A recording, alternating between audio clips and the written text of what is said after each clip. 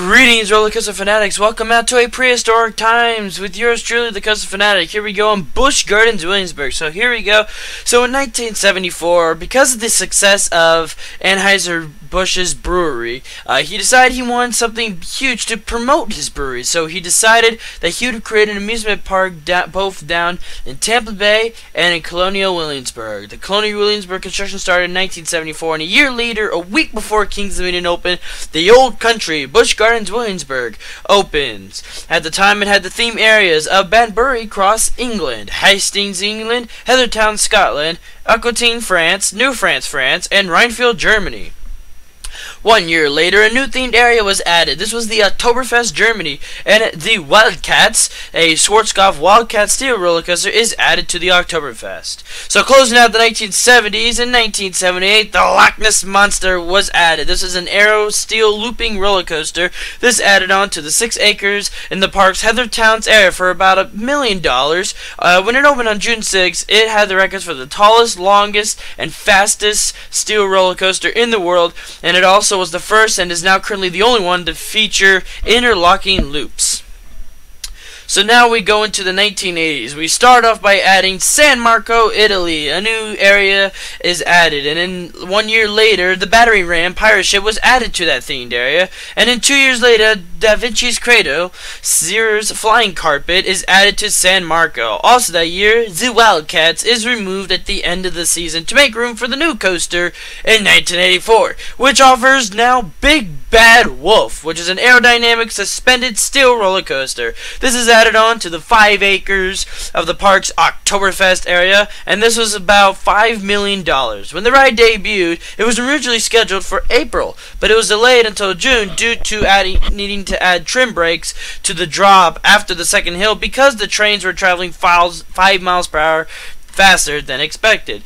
And because of Big Bad Wolf, admission was increased to $13.95. 1 year later, an extra feature was featured on Big Bad Wolf, where now you can hear a howl on the first lift hill of Big Bad Wolf. 2 years later, in 1987, the Fiesta Italia area as a new themed area is added, which leads to closing out the 80 season with, in 1988, Romans Rapids, a whitewater raft ride, and Gladiator's Gauntlet are added to the Fiesta Italia area. Starting off the 90s, we have Questor being added. And then 2 years later, in 1992, the old country name is dropped, making the park just simply Busch Gardens Williamsburg. Also that year, to promote that, Fire, an aerodynamics looping roller coaster, is added in Oktoberfest. And this became one of the huge big records as Fire held several new elements, including the Batwing element, or what is known today as the corkscrew. Also, the backs of the Barivian buildings in Big Bad Wolf's village, which were just bare wood sets, are now constructed to actually look like the backs of the buildings because they can be seen from Fire, so that park guests can still have a good experience. 1 year later, Haunts of the Old Country 3D movie is added, and the Gladiator's Gauntlet in the Fiesta Italia area is removed. In 1994, Land of the Dragons, a children's themed area, replaces the Grim Hollow, the old children's area in Rheinfield, Germany. The diving corkscrew element is removed from Fire after numerous complaints of roughness from park guests. Parking was finally cost money now, which is now up to $4. In 1995, we see Escape from Pompeii, a heavily themed Shoot the Chutes ride, is added. Or Shoot the Cutes, excuse me. In 1996, we see another roller coaster being added. This is Wild Izzy, a steel wild mouse is added. It's named after the mascot of the Olympic Games, of which Busch Gardens is a sponsor. And a King Arthur's Challenge replaces the Questor. So now, Wild Izzy is now located at its sister park, Busch Gardens, Tampa Bay. So now, in 1997, we see the first of 3 B&Ms added to this park. This is Alpengeist, a B&M inverted roller coaster is added to the park's Rheinfield area for approximately $16 million. The Wild Izzy Wild Mouse coaster is renamed Wild Moss. After the season, dummy tests are conducted on Fire, which focuses on the rider's restraint system and possible modifications to improve it. Even after the corkscrew element was removed in 1994, the coaster continues to suffer from low ridership and complaints of roughness. Moving on to 1998, Pirates, the 4D movie, replaces Haunts of the Old Country. Drakenfire closes in July and will remain standing but not operating for the next 3.5 years.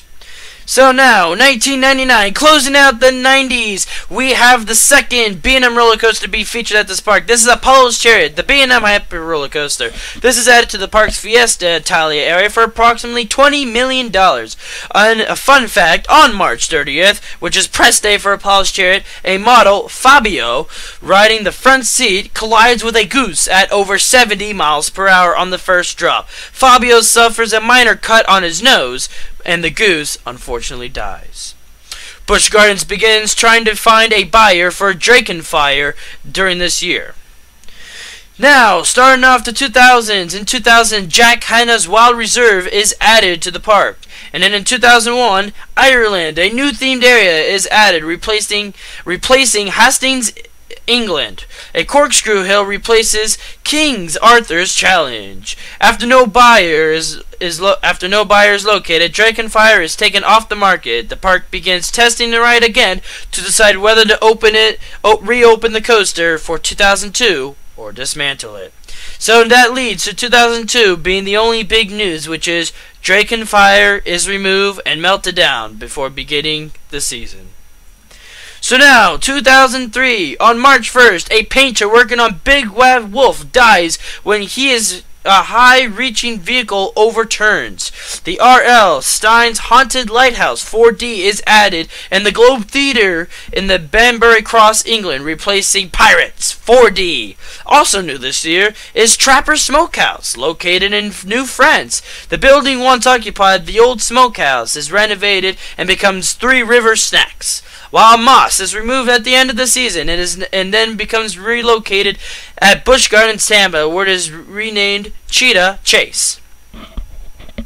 Of course, nothing was added in 2004, but admission was really skyrocketed to now $46.95. 2005, we see the first of huge theme rides added, and this is Curse of the Dark Castle, a highly themed dark ride, which is added to Oktoberfest, Germany. Now we see admission up to $49.95 at Busch Gardens. So, in 2007, we see the final B&M roller coaster added at Busch Gardens Williamsburg, and this is Griffin. Griffin, when it opened, was the tallest, longest, and fastest B&M dive coaster in the world at 205 feet, reaching a maximum speed of 71 miles per hour. Today, due to Valraven, it only holds the record for the most seats per row at 10 seats. Nothing happened in 2008, but leading to 2009, we see the new and final themed area added to Busch Gardens, and that is the Sesame Street Palace. This was the second children's themed area to be added to the park, and it brought some new kiddie rides, spray areas, and of course the first kiddie coaster to be featured at the park, Grover's Alpine Express. So, and also that later that year, sadness flew and spread all over the area. On September 4th, 2009, after celebrating and being operated for 25 years of service, Big Bad Wolf closes and gets demolished. Which leads us to 2010, where Europe in the Air replaces the old corkscrew dark ride that used to be in Ireland. This leads us to 2011, where we now have a highly thrill flat ride, and that is Mach Tower, added to the Oktoberfest section of the park. This is the drop tower that rotates you up and then drops you at 244 feet straight back down. And then finally, 2012, we finally know what will be replacing Big Bad Wolf, and this is Verbolten. Verbolten is a highly themed, half outside, half inside ride with a lot of drops and turns, manufactured by Zier, and it is a launch roller coaster. This also has the only of its kind, in the U.S. anyway, a free fall drop that drops you just straight down. So, 2013, Europe in the Air becomes standing but not operating. But Illuminates is added. Illuminates is a very highly danced show that features fireworks. In 2014, Europe in the Air comes back and debuts once again. And then finally, 2015, Tempesto is added. Tempesto was the second launch coaster to be added, and it featured a full loop. This is a Premier Ride Skyrocket 2 model. It features 2 forwards launches and 1 backwards launch. So, over 40 years, Busch Gardens has thrilled many guests with a lot of high thrilling rides and family rides, and just celebrating young family thrills of all ages, and even from 1 to 92. I am Coaster Fanatic, here giving you with the prehistoric times of Busch Gardens Williamsburg. Thank you all for joining me here today. And as always, roller coaster fanatics, keep coasting.